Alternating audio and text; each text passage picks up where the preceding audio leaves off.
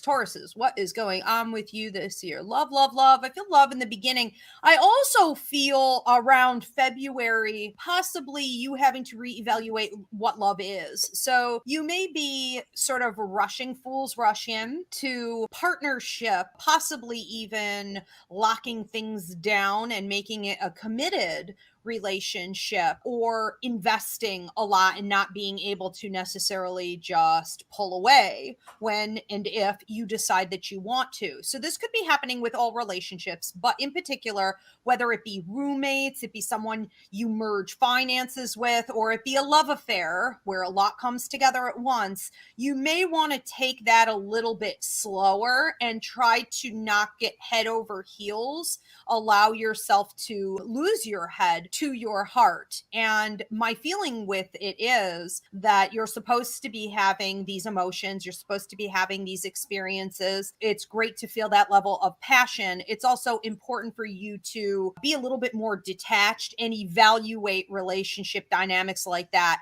in a bigger way than you ever have in the past. So to say, wow, this is pretty incredible, but what does it mean? What is the bigger picture? What's the lesson? What am I supposed to use it for? And just because it's dynamic, maybe it doesn't necessarily mean it's supposed to either last forever or be as big a role in my life as I originally felt. Okay. So this is sort of like logic and reality versus emotion and heart. Follow your gut. Your gut never lies. Energy never lies. That would be wise for that period of time. Then between, I want to say, it looks like June, it looks like July, maybe even around August for you guys, for some of you. Then we're looking more at work. So I feel like you're looking at career. I feel like you're looking at career development. I also feel like you're looking at academia. You're looking at whether or not you have degrees, need to get certified, you want to research or do additional training. You're like a sponge taking in information. And for some of you, you're evaluating what tools and training and education you have from your past, how you can use all of this as leverage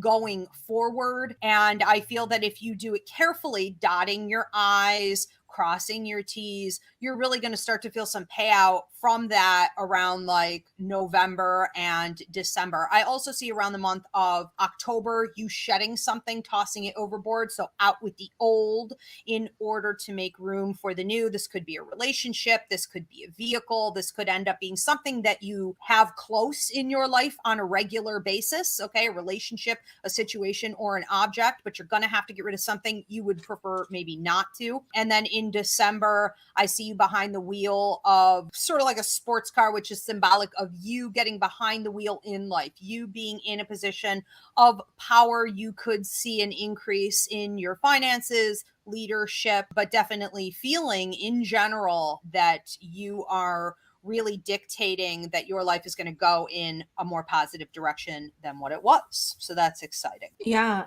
that's amazing, actually. So, the North Node for Taurus, it's in their sign. So they are kind of becoming a new person. I feel like they're stepping into themselves. They're getting out of their comfort zone and they are becoming more independent. And like you said, relationship piece almost seems like they're letting go of something, and whether it be a cycle or a person, but like it's almost like they have to step into who they are more in that independence and not be controlled by anybody. Even if you're still with the same person, it's almost like you let go of a cycle that you had with that person and the way that you do relationships. You're doing yourself now. So there's big lessons all year long. Like I said, the eclipses fall in your sign and your opposite sign. When that happens, it's a huge year for you. Big time stuff in identity and relationships. And also too, it's amazing because the academia part, that's where Venus is retrograding.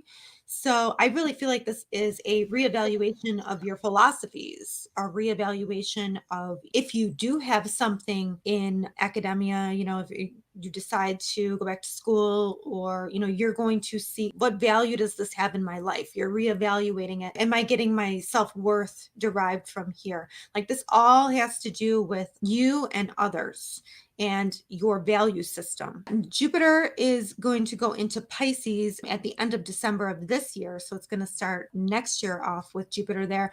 So it is almost like if you wanted to get the word out via social media, or if you wanted to be part of groups group endeavors. This would be blessings in that area. Your hopes, wishes, and dreams will be blessed here. Even making money, Jupiter there would be good. Once Neptune comes together with Jupiter, though, I would be cautious about the money, and that happens like in April. So just be cautious about, not a time for gambling or anything like that. But Mars does go retrograde in your second house. So action on, you have to be more strategic with your action with money. You have to really think about what is driving your actions when it comes to money, when it comes to values.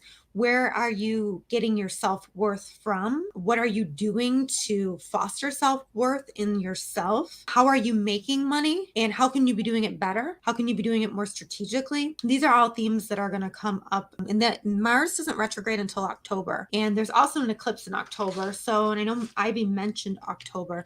So it does seem like that is a highlight month for you this year. And even that, I think you said releasing in October. I did. It was nothing specific. It was either like an object, a situation, a person, but releasing something that you really kind of don't want to let go of, even though you know you have to. Yeah, because I'm looking right now and it's a solar eclipse, but it's a south node solar eclipse. So when you have the south node involved, it's usually a purge and a beginning. It's like one can't happen without the other when you have it like that. Yeah. And I think that Jupiter in your 11th house will help friendships. It will help you belong to groups. And this is going to help your independence too. Quite a year. Taurus is out with the old and with the new. And I should mention too, we have had the Saturn Uranus square last year, all year. Well, this year coming up, we're going to have it still in orb, but the 3 times will have already met. That was the big shakeups this year. But the people who felt it the most were the fixed signs: Leo, Taurus, Aquarius, and Scorpio. So Taurus, you're still getting used to a new life, a new way of being. So that is still there too. Lots of shakeups with Taurus. They're probably affected the most this year. Wow, intense. All right, but good. That's what we want. We want change. We want movement. We want evolution.